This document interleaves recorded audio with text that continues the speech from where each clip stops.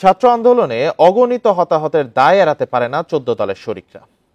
মানছেন জোট নেতাদের কেউ কেউ, কেউ আবার এককভাবে দায় দিচ্ছেন আওয়ামী লীগের উপর। তাদের দাবি 2014 সালের নির্বাচনের পর থেকে জোটকে অকার্যকর করে রেখেছিল আওয়ামী লীগ। প্রিয় নম্বর সেট করে বিকাশে সেন্ড মানি করুন ফ্রি।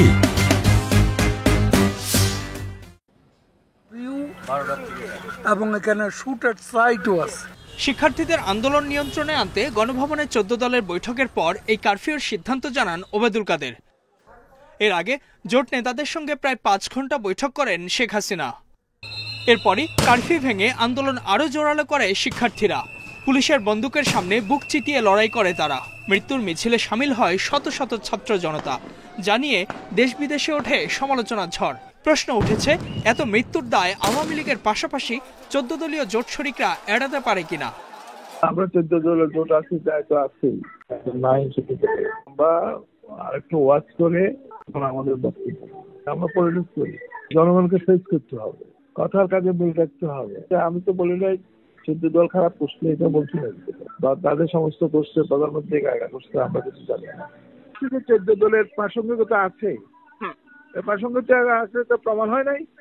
বড় দলের নেতারা কোথায় এখন? 5 আগস্ট শেখ হাসিনার দেশ ছাড়ার পর থেকে আওয়ামী লীগের পাশাপাশি আত্মগোপনে 14 দলের নেতারাও কেউ কেউ বন্ধ রেখেছেন মুঠোফোনও। 14 দলের শরিক তরিকত ফেডারেশনের চেয়ারম্যান নজিবুল বাশর মাইজ ভান্ডারীর দাবি, আওয়ামী লীগ ক্ষমতার জন্য 14 দলকে ব্যবহার করেছে। এই লাশগুলির দায়ভার অবশ্যই আওয়ামী লীগের সরকারকে নিতে হবে, আওয়ামী লীগকে নিতে হবে।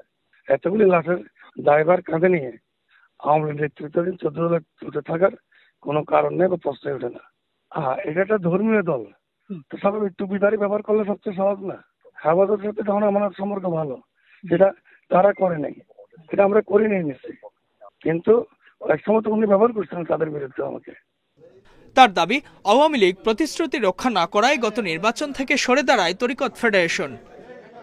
Ijazur Rahman, independent news, Dhaka.